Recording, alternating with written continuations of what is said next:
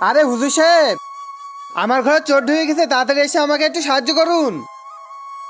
হুজুর সাহেব, আমার ঘরে তো কোনো চোর ঢুকেনি, এবার চোর আপনি হবেন। এ কি ধরনের মজা করতেছে আমার সাথে? চলবো আমি এক্ষুনি জঞ্জিল। হুজুর সাহেব, এবার আপনার মান সম্মানও যাবে, আর আমি আপনার উপরে চোরের অপবাদ দিব। আপনি যদি বাঁচতে চান তাহলে আমাকে এক্ষুনি 1 লাখ টাকা দেন। তোমার যা ইচ্ছা তাই করো, আমার ঈশ্বরের প্রতি পুরো ভরসা আছে, সে আমার উপরে কোনোদিন বইমুখ করবে না।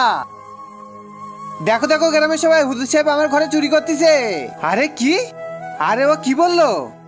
আরে সবাই তাড়াতাড়ি চলো, তাড়াতাড়ি চলো। কি হুজুর সাহেব, আমরা কোনোদিন এরকম কল্পনাও করিনি যে আপনি এরকম একটা খারাপ কাজ করবে। আরে এ তো মিথ্যে কথা বলতিছে। যদি তোমাদের আমার কথা বিশ্বাস না হয় তাহলে তোমরা এই বাচ্চার কাছে শুনতে পারো। হুজুর সাহেব, আপনি তো একটা ভালোই বাহানা খুঁজিছে। এই গোঙা বাচ্চাকে আপনি আপনার কুকীর্তির কথা বলতিছে। হুজুর সাহেব, এই গোঙা বাচ্চা তো কিছুই বলতে পারে না, তাহলে আমাদের কি বলবে? আরে সবাই মিলে মারো ওকে, মারো। আরে তোমরা সবাই দাঁড়াও। কিন্তু তার আগে বন্ধুরা, ছবি দুইটার মধ্যে তোমরা যদি কোনোটাকে ভালোবাসে থাকো তাহলে একটা লাইক, একটা সাবস্ক্রাইব করে দিও। আর যদি না করো তাহলে মনে করো ছবি দুইটার মধ্যে কোনোটাকে ভালোবাসো না, আর কমেন্টে বলে যাও 1 নাকি 2। আমার ভাই মিথ্যে কথা বলতিছে, হুজুর সাহেবের কোনো দোষ না।